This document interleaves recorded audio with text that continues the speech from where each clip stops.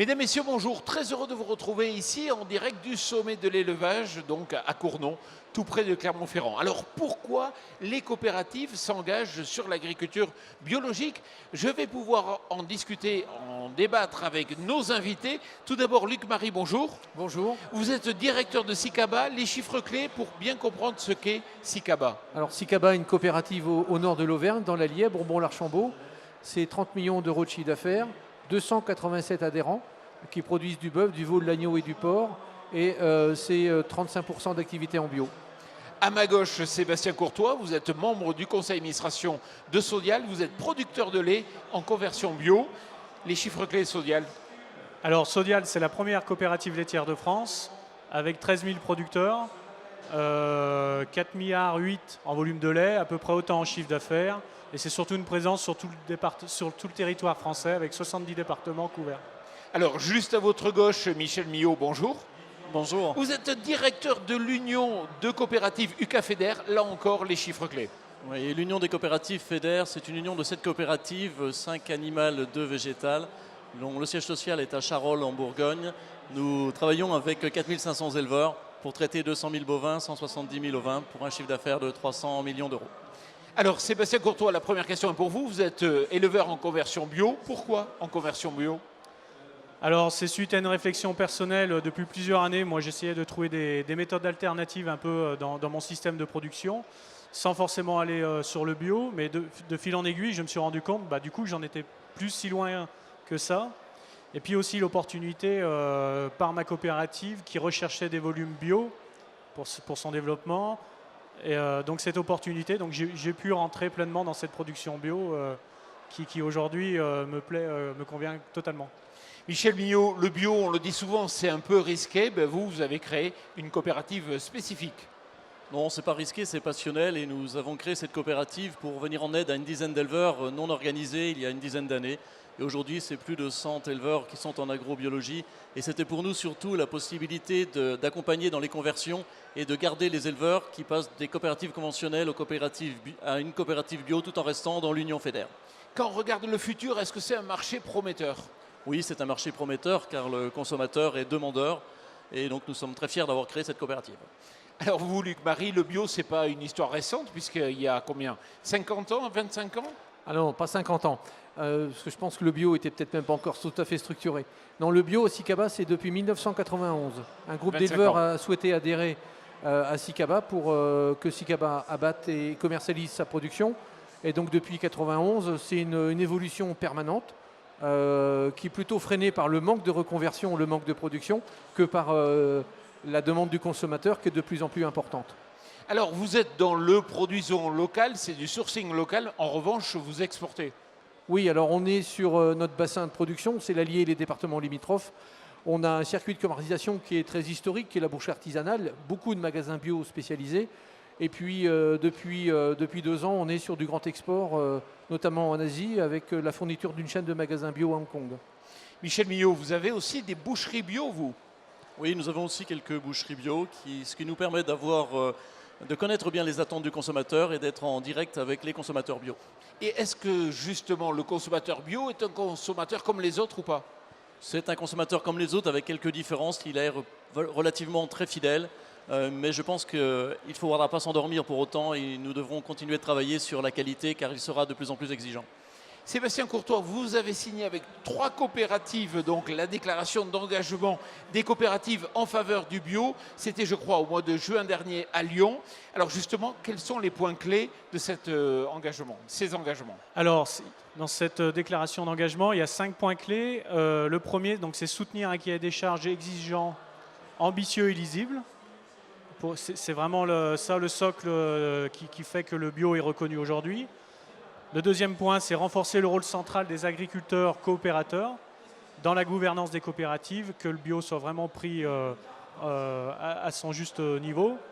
Le troisième point, c'est rechercher la performance et la compétitivité avec l'objectif de créer de la valeur dans chaque filière, sur chaque territoire. Le quatrième point, c'est développer les partenariats structurants et durables. Ça peut être entre coopératives, mais aussi avec des acteurs territoriaux. Et puis le cinquième point, c'est assurer des passerelles entre les échanges et les autres acteurs qui environnent le bio. Et pour vous, quel est l'engagement le plus important? Alors pour moi, le plus engageant et qui représente le plus ma coopérative, c'est celle de la compétitivité et de la recherche de l'innovation, puisqu'il y a tout un projet qui a été développé au niveau de Sodial pour fabriquer de la poudre de lait infantile bio. Pour ça, pour la poudre de lait infantile, il nous faut du lactosérum de fromage pour récupérer les protéines et faire ce poudre de lait. Sauf qu'en bio, il y a très peu de fromage. Donc il a fallu innover. Et donc aujourd'hui, on est capable d'aller chercher directement dans le lait natif les protéines dont on a besoin pour ce lait infantile bio. Et donc le processus a été étudié à Sodial, des brevets ont été déposés. Donc aujourd'hui, cette technologie a pu être faite à Sodial et permet d'aller chercher cette valeur dans la poudre de lait infantile avec du lait natif bio. Donc on le voit, c'est l'innovation à nouveau. Alors ça, c'est une charte, des engagements, certes. Maintenant, il faut la décliner sur le terrain. Comment vous allez faire? Alors ce que je viens de vous dire, c'est déjà une déclinaison. La deuxième chose, c'est par exemple des interactions entre coopératives. Moi, personnellement, sur mon exploitation, on a signé avec une autre coopérative un engagement d'approvisionnement en maïs épi. Donc ça, c'est bien des interactions. La gouvernance, alors je reprends aussi mon cas parce que c'est celui que je connais le plus, mais aujourd'hui, conseil d'administration de Sodial, on est 3 personnes sur 24 à déjà être en bio ou en conversion bio. Donc on est représenté largement. On a mis en place en plus des structures de producteurs au niveau régional, au niveau national, des copiles bio, on appelle ça, où on vient réfléchir les producteurs et les administratifs de notre coopérative sur le développement du bio au sein de notre coopérative. Alors l'enjeu, c'est structurer donc la filière bio. Pour vous, le fait d'être une coopérative, c'est important? Oui, c'est très important. Nous, un élément stratégique et fondateur, c'est l'organisation de la filière. Parce qu'il faut absolument qu'on puisse amener nos producteurs à produire le niveau qualitatif, le niveau quantitatif et la régularité de production. Et ça, la coopérative s'inscrit absolument dans cette action et on fait des réunions de planning, on s'engage auprès de nos éleveurs pour assurer l'écoulement, mais à l'organisation de la production. On a besoin du produit toute l'année, on a un consommateur qui est là toute l'année.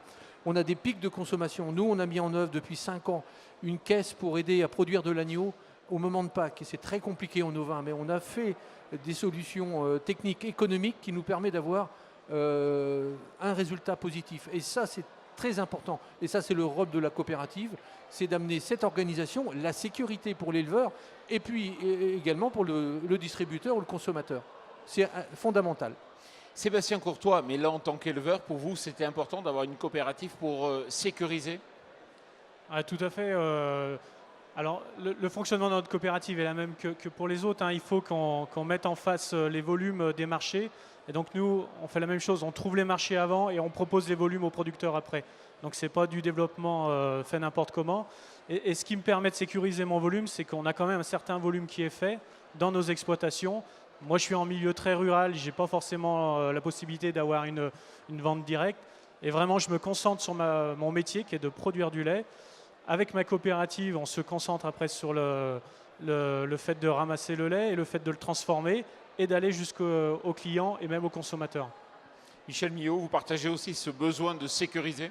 Oui, je partage totalement ce besoin de sécuriser et en complément de mes collègues, je dirais qu'on a bâti cette coopérative bio sur un schéma original puisque nous avons paxé la coopérative bio avec les coopératives conventionnelles afin de lui faire bénéficier de la massification des volumes et de ce fait, nous pensons être capables d'apporter la majorité de la plus-value, quasiment à la totalité aux éleveurs. Sinon, c'est très difficile de gérer des petits volumes et parfois, ça pourrait être difficile dans l'agrobiologie.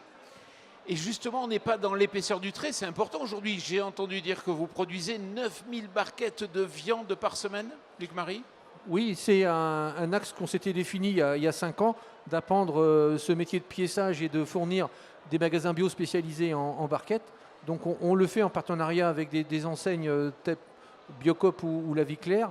Et on fait pour eux donc 9 à 10 000 barquettes semaine pour approvisionner 700 ou 800 magasins sur un procédé skin avec une DLC de 21 jours. Donc c'est quelque chose qui marche bien.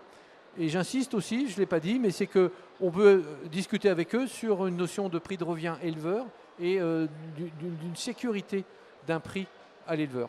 Oui, parce que le point important, c'est est-ce que c'est rentable aujourd'hui le bio? Alors je ne sais pas, qui souhaite répondre? Je continue, ouais, je reprendrai mes propos de tout à l'heure. Je pense que pour les éleveurs, la rentabilité est optimisée dans le cadre du schéma, puisque nous traitons des grands volumes avec le conventionnel, et on n'a pas souhaité justement isoler les éleveurs bio. Ils ont leur propre identité, leur propre coopérative, leur propre conseil d'administration pour prendre eux-mêmes les décisions, mais ils sont en appui avec le conventionnel, et ils sont même souvent porteurs en termes de technicité d'éléments très importants que le conventionnel s'inspire. Donc nous avons joué cette carte de préserver la marge, car ça coûte cher de produire un animal bio, en s'associant avec le conventionnel, et je pense que nous croyons à ce schéma parce qu'il est positif. Alors, on le sait, un des thèmes importants pour l'élevage, c'est l'export, c'est l'international. Est-ce que justement, il y a une application aussi pour l'international, Sébastien Courtois? Alors oui, je crois qu'en montrant tous les signes de qualité qu'on peut avoir par rapport à la production bio, hein, que ce soit le cahier des charges, que ce soit même la déclaration d'engagement de COP de France sur ce sujet, c'est tous des signes qui nous permettent d'affirmer la qualité extrême des produits bio français. Et notamment nous, pour notre marché de poudre de lait infantile, la plupart des volumes seront dédiés à l'international.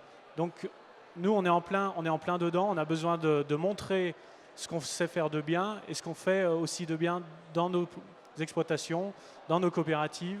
Voilà. D'accord. Alors, toute dernière question, si on regarde vers le futur, comment vous voyez le futur là-dessus? Bio, coopérative? De plus en plus? Alors, nous, on est absolument convaincus que le bio est un marché d'avenir. Il a prouvé une très belle croissance. C'est un des rares marchés alimentaires à plus de 20% de croissance, donc c'est assez extraordinaire. Et en viande, on n'est pas à ces 20%, mais au moins à plus 10%. Donc ça, c'est déjà fondamental, premier point. Et puis deuxième point, c'est une évolution qui est mondiale. Parce que quand vous allez en Asie, le marché organique, c'est 15% de plus par an. Donc on n'est pas que sur un phénomène européen ou franco-français. Donc c'est des perspectives importantes. Michel Millot. Moi, je pense que marier bio et coopération, c'est parfait parce que nous sommes dans les mêmes valeurs. C'est sociétal, la coopérative, c'est un homme, une voix. Et je trouve que d'associer le bio et la coopération, c'est le meilleur schéma. Sébastien Courtois, en conversion bio, mais de plus en plus de bio. Demain, dans le futur, de plus en plus de bio. Ah oui, c'est un marché. Alors, on a beaucoup de segments dans le lait conventionnel qui, malheureusement, sont plutôt en baisse. Le lait de consommation, l'ultra frais et d'autres produits. Par contre, les seuls segments qui sont en forte augmentation, c'est bien sûr tout ce qui est à partir des produits biologiques. Le lait de consommation, là, on est sur une hausse assez significative. L'ultra frais, les fromages aussi qui commencent à se développer. Et là, on a vraiment de très bonnes perspectives en termes de volume. Luc Marie, Sébastien Courtois, Michel Millot, merci beaucoup. Et puis, merci à vous de nous avoir suivis. Merci. Très Merci. bientôt.